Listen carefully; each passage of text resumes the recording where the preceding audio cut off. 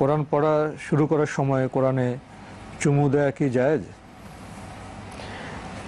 এটি একটা গুরুত্বপূর্ণ প্রশ্ন। সেটা হচ্ছে কোরআনে কারীম পড়ার সময় কোরআনে কারীমের মধ্যে চুমু দেওয়া জায়েজ আছে কিনা, এই বিষয় নিয়ে ওলামায়ে কেরামের একটু দ্বিমত রয়েছে। তবে মুহাম্মদ ইবনে সিরিন রহমতুল্লাহ আলাইহি তাবিদের মধ্যে নির্ভরযোগ্য ব্যক্তি একজন ছিলেন মুহাম্মদ ইবনে সিরিন রহমতুল্লাহ আলাইহি। তিনি যখন কোরআন তেলাওয়াত করতেন এবং কোরআন তেলাওয়াতের যখন কোরআন নিতেন তখন তিনি তার থেকে বর্ণনার মাধ্যমে সাব্যস্ত হয়েছে তিনি কোরআনে কারীমকে হাতে নিয়ে বলতেন কালামু রব্বি কালামু রব্বি, যে আমার রব আল্লাহ তাআলার মানে বক্তব্য, আল্লাহ তাআলার কথা, এবং তিনি চুমু খেতেন। এই জন্য একদল ওলামায়ে কেরাম বলেছেন যে হ্যাঁ, যদি কেউ মানে আল্লাহ রাব্বুল আলামিনের কালামকে এভাবে তাযীম করে তাহলে এটা তার জন্য জায়েজ রয়েছে। তবে সাহাবীদের কোনো আমল সাব্যস্ত হয়নি এর মাধ্যমে, মানে সাহাবীদের এমন কোনো সাহাবীর আমল সাব্যস্ত হয়নি যারা আল্লাহর কিতাবকে মানে এভাবে চুমু খেয়েছেন, এটা সাব্যস্ত হয়নি।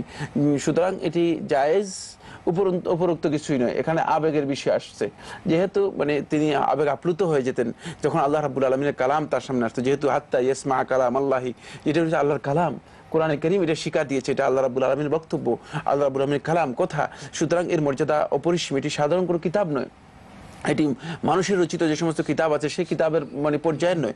সুতরাং এটাকে মর্যাদা দেয়া, এটাকে সম্মান করা, এর সাথে যে কোনো ধরনের আবেগ এর সাথে যদি জড়িত হয়ে থাকে, সেটা যদি শরীয়তের কোনো ধরনের গর্হিত বিষয় এর সাথে ইনক্লুড না হয়, তাহলে সেই কাজটুকু করা জায়েজ রয়েছে। যেহেতু আবেগ দিয়ে যদি সেটাকে চুমু দিয়ে থাকে আল্লাহর কালাম হিসেবে এতটুকু করা জায়েজ রয়েছে। তবে রাসূলুল্লাহ সাল্লাল্লাহু আলাইহি ওয়াসাল্লাম অথবা সাহাবীদের কোনো বক্তব্যের মাধ্যমে